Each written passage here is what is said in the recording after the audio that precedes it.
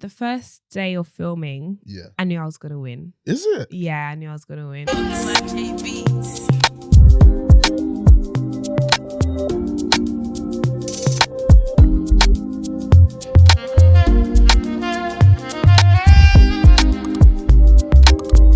Yes, my people, you are locked in to another episode of the Money Ties podcast with your boy Clarence K, also known as CK Talks Money, and today we are blessed.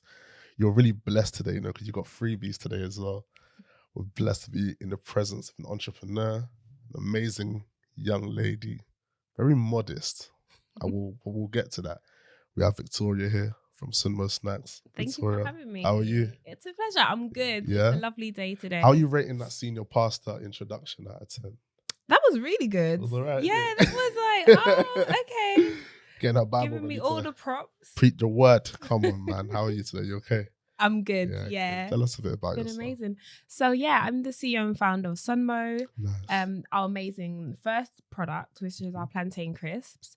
And we are sold in Selfridges, Whole Foods Market, launched into Sainsbury's, Cool. and so much more with the brand. Nice. I guess we're gonna if you guys hear crunching mid-episode, it's probably one of us off camera getting involved in these snacks. So yeah, thank you for even bringing them along, for real.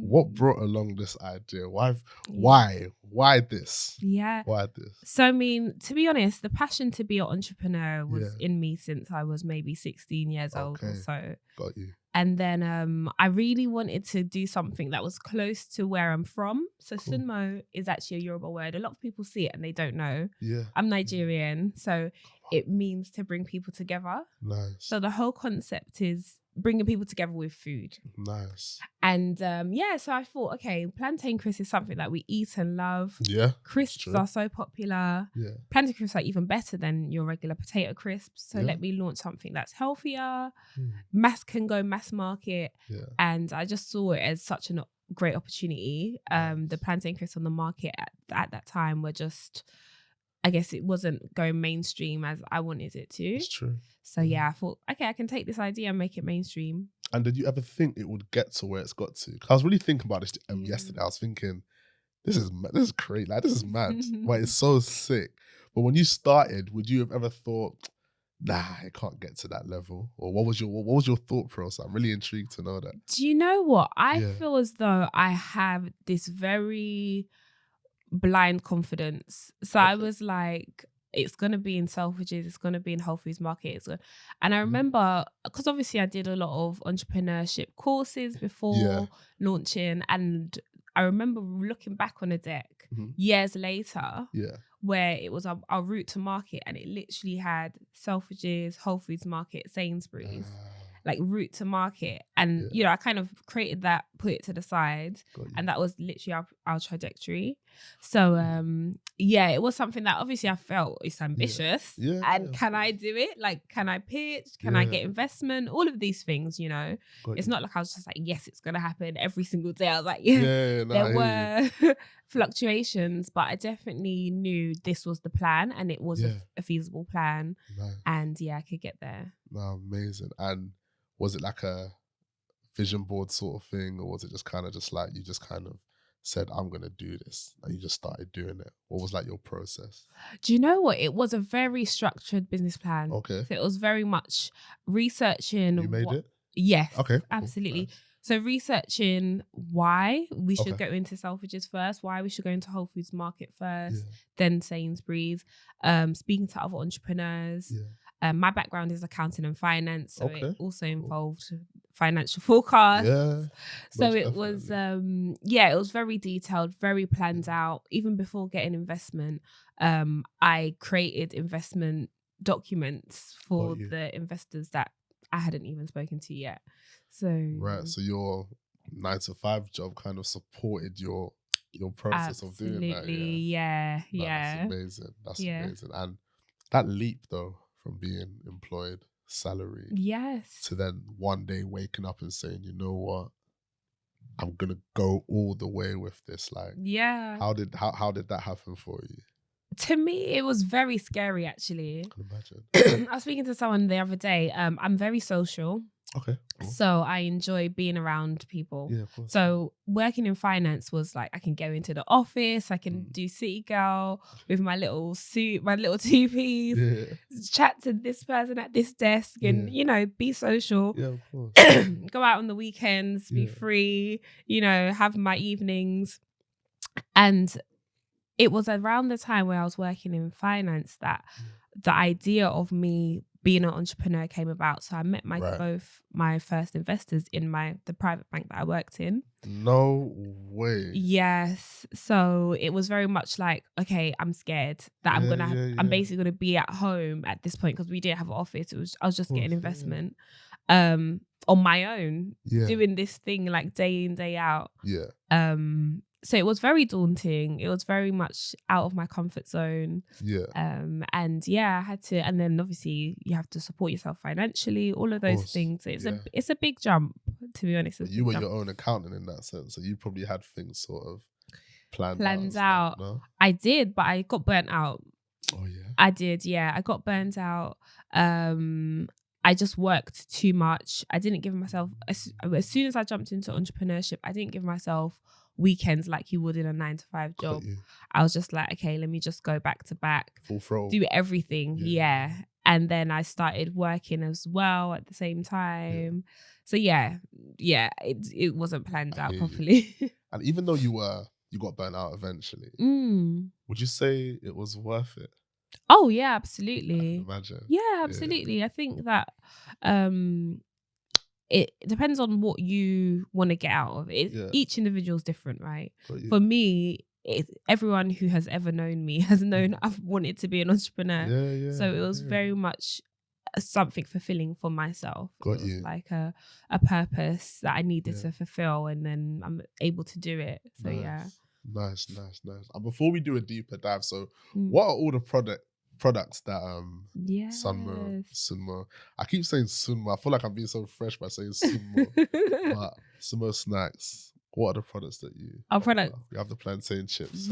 So this is the hero product that we launched with our plantain crisps.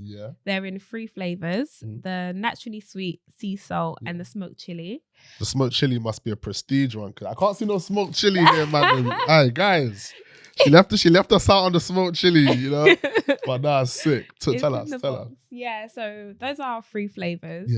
We launched those initially in the Selfridges, Whole Foods Market, Sainsbury's. Then with our Sainsbury's launch, we also launched our sweet potato puffs. Okay. We don't do those currently, but they were delicious products. Oh yeah. And now we're developing a new range of products, which is our health and wellness powders. Okay. So we've got a collagen protein, a berry burn, which is like a weight management product. Got you. And then we've got also a balance screen, which can help you with your balance and just making sure you've got all the nutrients and the superfoods you need in your body for your day. Of course, sick. I know this is a silly question, but do you use your own products every day? Like, I do. Yeah. Sick. Today I had like 2 packs of sea salt plantain crisps. Okay, calm. Which is keeps me full. That's why there was a hole in the box. Oh yeah, it makes so much sense now. You know, it makes sense. No, that's sick. So let's dive into a bit of money now. I actually didn't know that you studied accounting and stuff, so this is going to be quite interesting. So scale of 1 to 10, you personally, how important is money to you, would you say? Oh, absolutely important. Okay, yeah, for sure. It just allows you to do the things that you need to do. I think once you are able to manage your money well, then you can just, of course, you can support yourself. You don't stress, you don't worry. If you've got a business, you can support your business in so much more ways. You can sell to more customers. So incredibly important. Yeah. And how about from a personal standpoint, coming away from the sort of business side of things, how about you as a person? Yeah. Would you say money is quite important, or would you say it's just, if it's there, it's there sort of thing? Oh no, it's very important.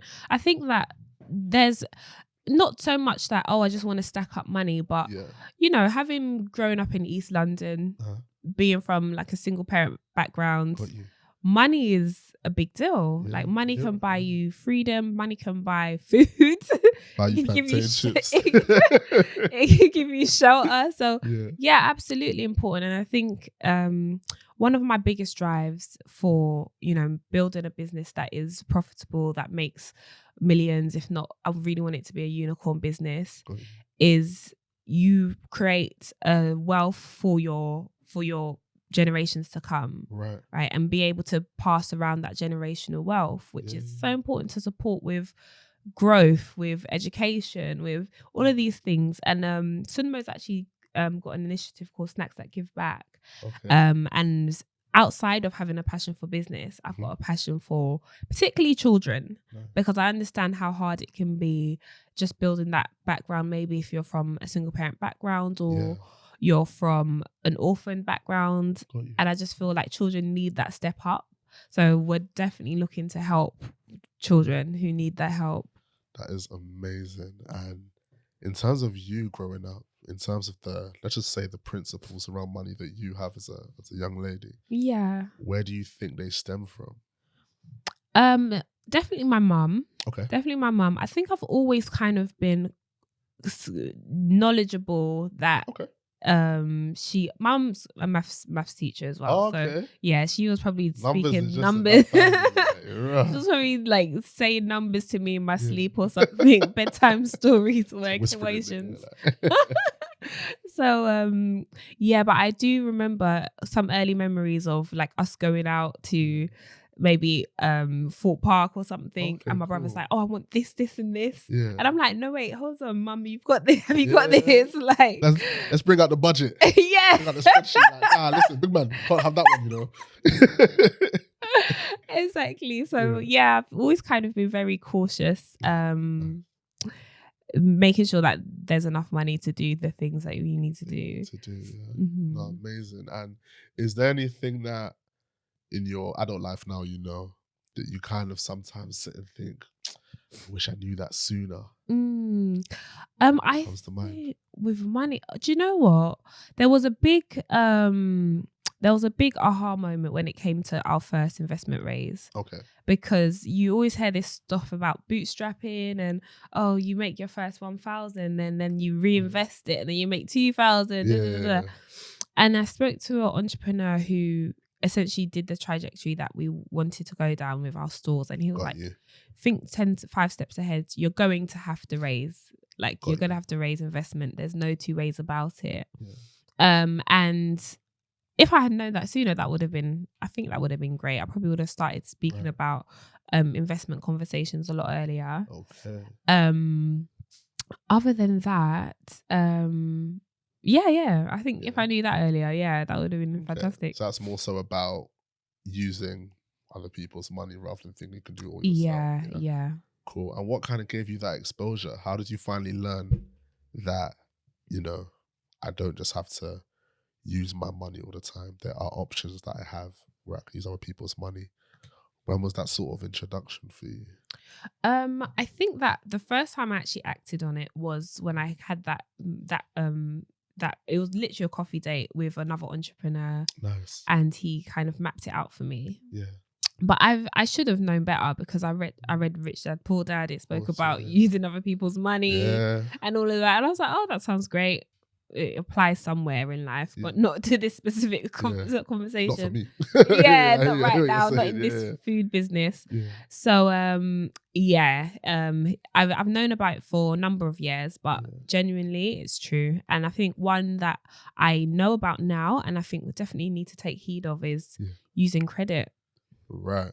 Okay. And when you say that, do you sort of mean invest in the credit, or using the credit to, let's say, I don't know, buy stock, then making money back on it and stuff like that? Yeah. That's kind of what you mean? Okay, cool. To invest using credit. Yeah, absolutely. Nice. And what would you advise someone who has an idea, I don't know, let's say they have an idea to make small bags of puff puff. Yeah. For all my Nigerians, you know what this is. We're not going to entertain you Ghanaians today, but it's a joke. What would you advise them to start off? How would you advise them to, you know, get started? I think that they need to ensure that the product has a good margin. Okay, cool. What I see, especially in the food industry, is you've got a product that maybe it sells for £1.50 or so, around those lines, and the margin is so small that it's hard to make a profit. Got you. So I would say if you are thinking of making a product, make something with a high margin, a food product anyway. So that's the main advice. I was about to ask you about how they work out the margin and stuff, but I'm gonna leave that because I thought that stuff you lot should pay for. So when Victoria has her session where she's gonna sit and talk to all these future entrepreneurs about how they can do their thing, you guys follow Victoria and you'll find that out. But I feel as if, as expected, this conversation has been very modest. Cause I don't know why I said earlier that I don't know why she's being so modest. Am I? This girl, is an absolute winner. Like, can you just tell them who you really are? I've never ever done this. Can you re-intro yourself and put your accolades on your name? Oh wow! Because I feel as if you deserve it. Oh my god! You know you deserve it. Okay. So tell them, and if you want, you can even look at the camera, and just tell them this is who I am. I'm not to be played with. God! So Victoria, who are you? Oh my god! I think I don't do this because maybe I cringe a little bit, but okay, I'm the winner. I'm the first winner of Gordon Ramsay's Future Food Stars. Yeah. She said Gordon Ramsay, by the way, in case you were scooping rice while she was talking. Please carry on.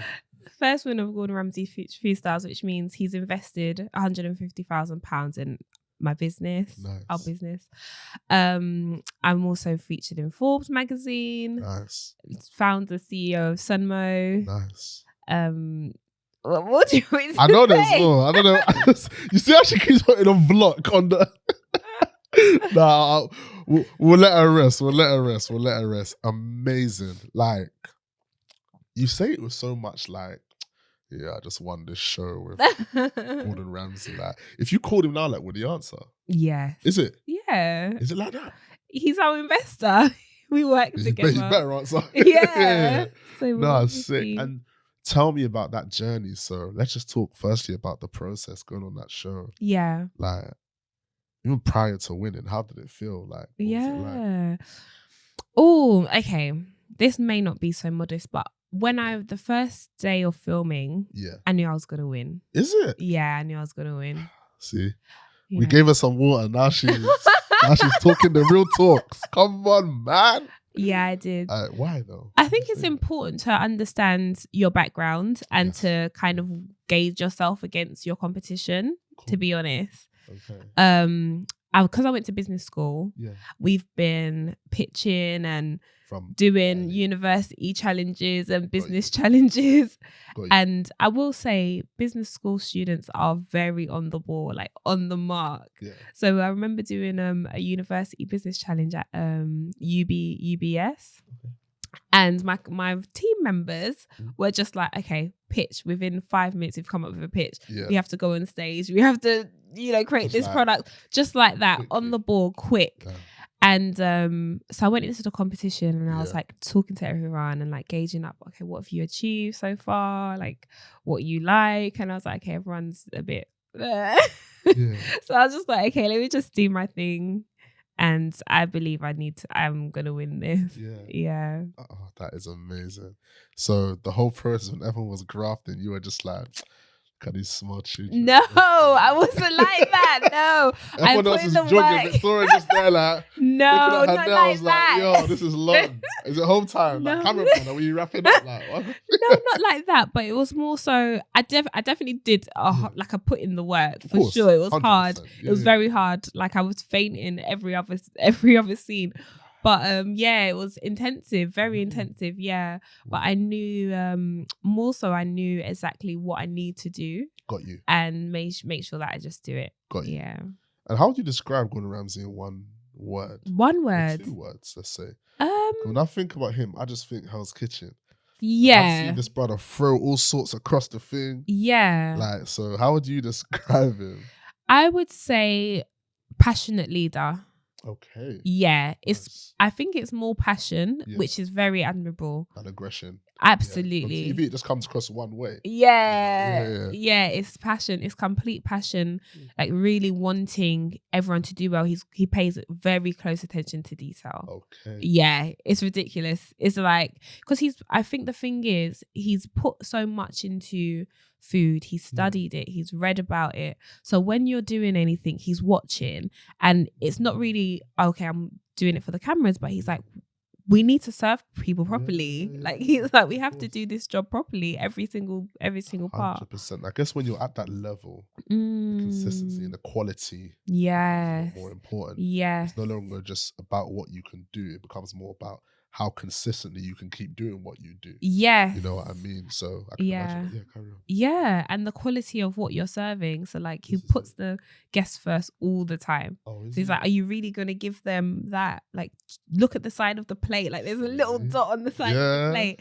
Yeah, it's very like, I would dream to be like that, to be honest. Yeah. That's a great role model to have, not just business partner, but someone to look up to. Yeah. So you're saying that if you like, I don't know, let's say you had one of these and it was maybe half full. He'll probably just like smash it on the table like he does on TV. Oh yeah. Really tough. Yeah. He analysed our packaging whilst I was filming. He was like, this, that, like the smallest details. Really? Yeah, absolutely. But he wouldn't throw it. Though? He didn't like swear at us and like throw. I'm sure he didn't throw no plantain chips across the room. Like, you just see raining plantain chips in the room. But like, how did you take that? Because you've now gone from this is mine. I am this, but I created this to someone who wasn't part of that journey or those teething issues I had at the start. Yeah. Now telling me about the packaging. How did you take feedback? I didn't take it the bad way, but it does create a lot of pressure, because it's like, okay, you have to consider everyone's decisions now. Yeah. And are they going to like this? Are they going to be behind it? Do you know what I mean? Yeah. So yeah, especially when it came to like launching new products, I was like, okay, before it's just like, okay, I want to do this, so I'm going to do this, this and this. Then I have to be like, okay, is Gordon gonna like this? Are my two other investors gonna? Absolutely. Yeah. So it's a bit of pressure in that sense. Nice. And so of course we spoke about the 150, the 150k investment. I'm gonna come back to that. Yeah. Prior to that, how much would you say you've invested into? My own money. Yeah. All of my blood, sweat, and tears. Not even just the money, the blood, sweat, and the tears. There's blood, sweat. I hear it. Honestly, there's bruises invested in this business. Bruises. We don't condone violence on this podcast, by the way. No, just so kids are children watching you. But it's just a lot. But it's all creates diamonds. But yeah, financially. So I raised 120,000 before the 150,000 pounds. Right, all right.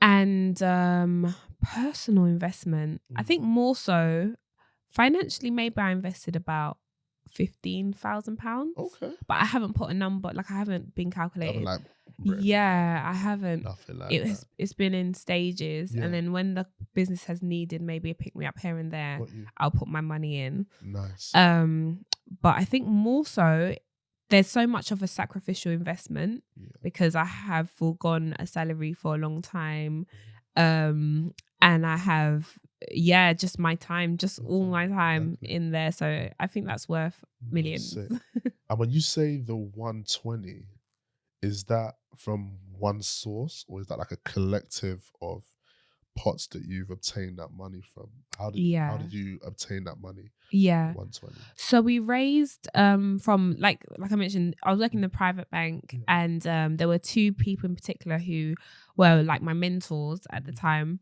and I kind of told them about the business. I was actively speaking to investors, so pitching people, saying, okay, I've got this business, can you invest? But them two in particular, I was just like, oh yeah, I've got this thing that I do on the side of working in finance, but could you give me advice on my career?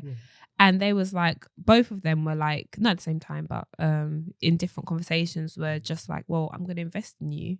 So raised part of the 120 from those two. Nice. We also got the £50,000 bounce back loan. So that's part of the, I guess, money. Yeah. getting money. Yeah, Yeah. cool. Loan money, and then the rest is £150,000 from Gordon Ramsay.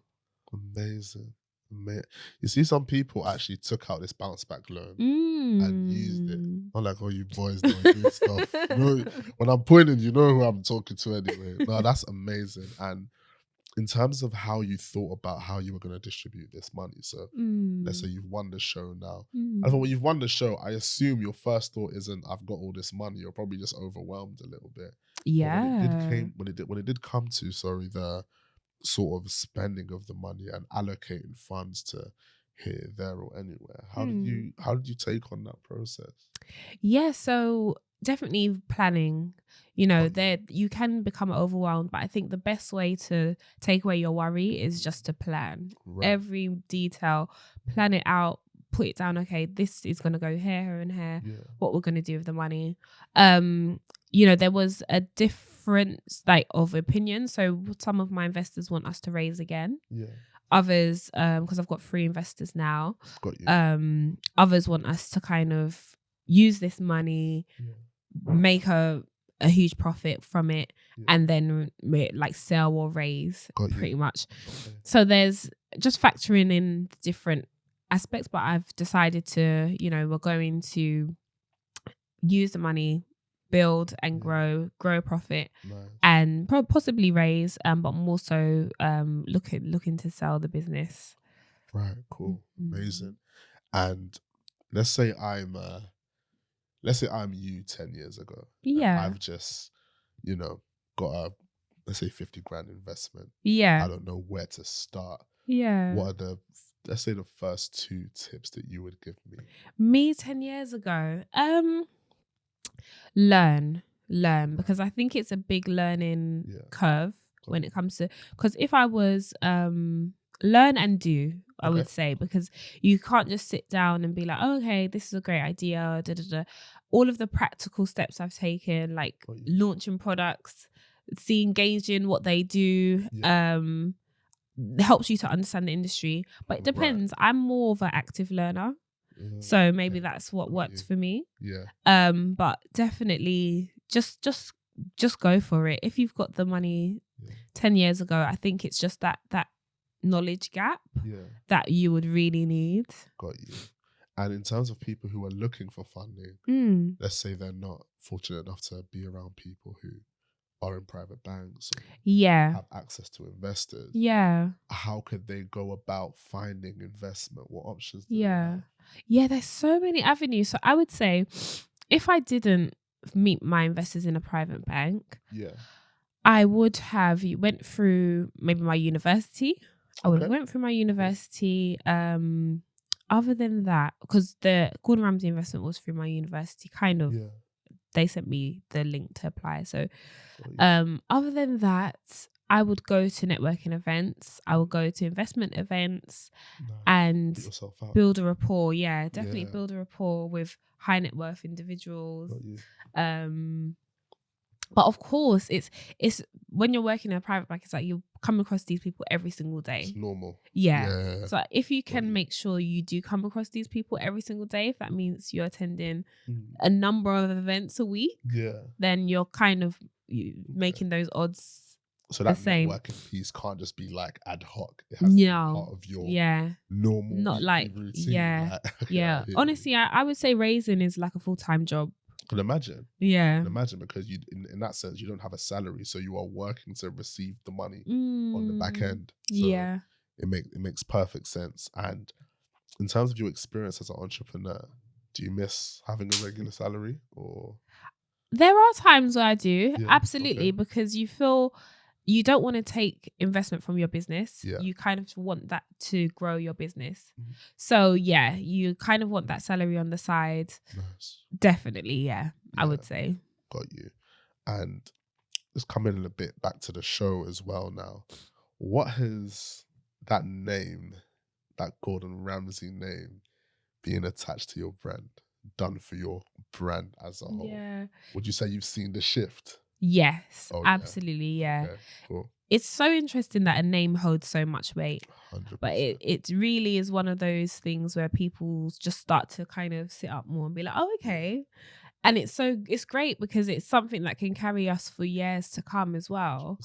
100%. So yeah, it's such a huge achievement. Boost, It's like standing on the back of a giant, you know what I mean? So yeah, it's done amazing things. And what do you think holds more weight? Having Gordon Ramsay's name attached or that investment? What do you think has given the business as a whole more of a boost? I think long term Gordon Ramsay's name, because it attracts more investment. Of course, it brings people in. Of course, just to do our day to day, the money is amazing. Yeah, the money is amazing. It helps us to order new products, to sell. It's fantastic. And what are your? I'm not sure if you'll even answer this, but let's go. What are your biggest costs to produce this? Let's say. Yeah. Like when you see this. Yeah. What comes to mind if there was just pound signs flying out of this packet right now? What does it take to produce this? Design, marketing, packaging, right, is expensive because minimum order quantities are quite high. This is good pack. I know you guys can't feel it. Actually, it has like a bit of like a matte feeling to it. I like it still. Sorry. Yeah, so packaging definitely. I would say those. Marketing, design, packaging. Cool. Product itself, not as costly. Okay. Yeah. Nice. Yeah. Are they like made in Nigeria? You just send it over in like a bag and that? Like... They're not. So they're made in. Carry on. Yeah, they're made in the UK in Essex. Okay. Yo, SUNMO Snacks from Essex. Our manufacturers in the UK, yeah. But the plantain are from South America. Nice. Okay, cool. See, we've got legitimate plantains over here. I'm glad she said plantain and not plantain. That's how we know you're on the right side of the map. So it's cool. And if there was any advice you would give to someone who is, let's say they are also working, they're an employee, they've had this burning desire to be an entrepreneur. Yes. What sort of things, if you can tell us what you put in place, but maybe that might have changed now, years down the line, but what sort of things would you advise that they do before taking that leap of saying, I'm leaving my job, I'm going to go and do something that I'm passionate about? What would you say? What I would say is, one, don't leave your job. Okay. Like, you need to make sure your business is paying you before you leave your job. So make sure your business can pay you a salary. Okay. The same, if not just if you want to, maybe downgrade your lifestyle a little bit. You should definitely not leave a job. You can do both. I think it keeps you focused when you're doing both. Yeah. But also at the same time, it can mean that you're just juggling too much, to be honest. And I would also advise, if you do want to leave your job, just make sure you've got enough savings to sustain yourself and know that these savings will deplete and they're essentially to hold you for the next 2 years, let's say. So once again, there's that financial planning piece that comes into play. Yeah. Yeah. Amazing. And you yourself personally, what was the point where you knew, you know what, I can do this? Like, I can actually make a living off this. When was that sort of deciding moment? What was it? I think when I saw my peers doing it. Okay. Yeah, I think when of course, like having the investment, knowing what to do with it was, but yeah, definitely seeing my peers doing it. I think a lot of my friends that I made along the journey and that I've had for years are great. They say, show you your friends, I'll show you your future, I guess. Are great examples of, okay, we can do this. We can make a lot of money here. Okay. And do you ever have any doubts along the way? Yeah, I have, definitely. I think doubts, just like making sure that I can balance everything. Got you. Yeah, I think mainly it's balance. Because I have been burnt out before. You don't want to. I'm very cautious of it. Okay. Yeah. I hear that. No, that makes sense. And in terms of now, I'm assuming you have more of like a team around you. It's not just you. You have people doing things as well for you. how did you make that transition? Because I'm looking at this, even the way she held the box on the way, like it's your firstborn, like they're proud of it. How did you sort of start delegating those responsibilities? Because now you're putting your brand in someone else's hands. Yeah. So how was that process for you? How was that? Yeah, I think with that as well, it also comes down to just planning it out. Okay. So I'm very much like, okay, let me write down the vision, then I can hand it out to everyone. And then, they can kind of run with it. You're a proper planner, innit? Yeah, I am. I can see. Otherwise, I think things will just be like, I've always been like that though. It's not a bad thing. It's not a bad thing. It's just, I feel as if you meet different types of entrepreneurs. You kind of meet the more risky. You just kind of say, let's just roll the dice and see what happens. But of course, some people are more risk averse. They'd rather plan things and get things done. Amazing. And in terms of Gordon Ramsay himself, what's his day-to-day sort of interaction with the business? Is he heavily involved, would you say? Or is it kind of, Victoria, you do your thing, I'm here if you need me, sort of thing? Oh, yeah. What's the working relationship like, would you say? So the good thing is, Gordon Ramsay is super busy. He's filming up and down the country, internationally, you know. So he's got a packed schedule. The good thing is we get to work with his team. Okay, nice. So we have our quarterly meetings. Yeah. He's on our board of directors. Yeah. And so pretty much that. But yeah, in terms of like socials and talking, he's always made himself available, but I'm very cautious of his time. Of course, yeah, as you should be. And as someone who studied accounting and finance, right? Yeah. Are you still your own accountant, or do you have someone else that does it now? Finally, we have our own accountant. Finally, yeah. I don't know why I didn't. Well, I do know why I didn't hand it over sooner, but you wanted to kind of control the. No, we needed the money to hire an accountant. It's very honest, I can't lie. So you have someone else that handles like that whole financial side now, Cool. Yeah. And is it a thing whereby when you think of this business, I know you mentioned growing the business and selling down the line and stuff like that. If you were to do this again, start this all over again, what would you do differently, if anything? Oh, okay. If I was to start the business again, what would I do differently? I've literally never thought of that. Yeah.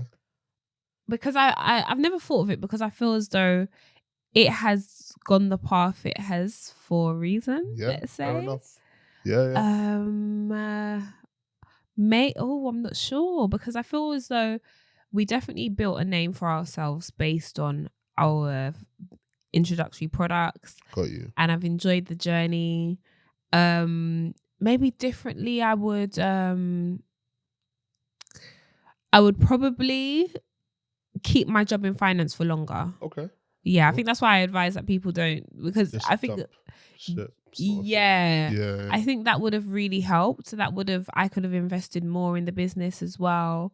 Because there's periods where it was like, okay, I have to raise now. Yeah. Where with a finance job, I could have just like kind of paid. Got you. So I would have done that a bit differently. And being on the show, being in the presence of the other contestants, Gordon Ramsay, what was your biggest takeaway? Apart from the fact that you can see into the future and know when you're going to win, what was your biggest takeaway? My biggest takeaway was speed.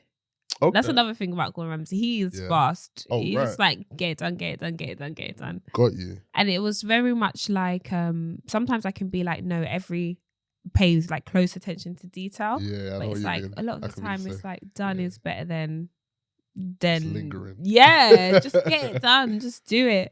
Go for it. No, sick. And I would usually I ask people if they're doing what they love.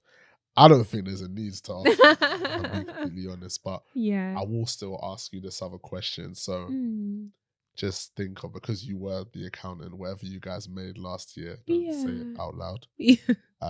Times it by 3. Would you do something that you don't love and you're not passionate about for that amount of money? No. No? No. Okay, why not? I think because I don't think I could. No? No, something I don't love and I'm not passionate about. Not passionate about. And there's no cheeky little Having 2 packs in a day on a quick one. Nothing. It's something you don't like. You can't stand it. Oh, no. Why would you do that? No, your mental health will go down the drain. That's it. So you're on the passion over money side. Yeah. I think the thing is with a passion, let's say, is like, I think, of course, I'm passionate about business and entrepreneurship. Of course. But more in a practical sense. Like, I'm more passionate. Like, if I was to do my passions, I'll be an artist, like dancing here and there, like painting pictures. Or do you know what I mean? So it's like there are other things I'm passionate about. But I think this is more like a passion with focus. Like like with this makes sense. Has a direction. It has it's going. Yeah. Okay. And if I wanted to buy your company today, how much do I have to give you? Just about $1 billion. Just $1 billion. I thought so. Cause you see this matte packaging, yo, it's not cheapo. Aye, Victoria, thank you so much for today. Thank you. I really enjoyed having you on, and thank you for everything that you've shared as well. What have you got coming up? What should we be looking out for? So the most exciting launches are the powders. Okay. Yeah, cool. They're absolutely amazing. They're very close to my heart because they are those products that help with the things you need. So you want energy during the day. It gives you weight management products. And then also that vitamin boost. So yeah, those ones I'm very, very excited about. Yeah. And what TV show are you gonna win next? You know, I'm not allowed to say it. You're not allowed to say it? We nearly got her, you know. We nearly got. I had to throw the question quickly, see what happens. Nah, sick. Listen, I've really enjoyed having you on. Thank you so much. Thank you for having me. Where can we find this? Where can the people then buy this? Yes, so check it out on our website. SUNMO HQ, SUNMOHQ.com. SUNMO HQ on Instagram as well, Twitter, TikTok. And then also we are in Selfridges, Whole Foods Market. You can pick them up in stores. If you're going to the cinema, you can get them from Picture House Cinemas as well. Nice. So yeah. Hey, come on, man. Amazing. Victoria, thank you again. Thank you. SUNMO Snacks. You look, go get yours, man. I'm not going to do any giveaway without me giving out plantain chips. I'm not doing it.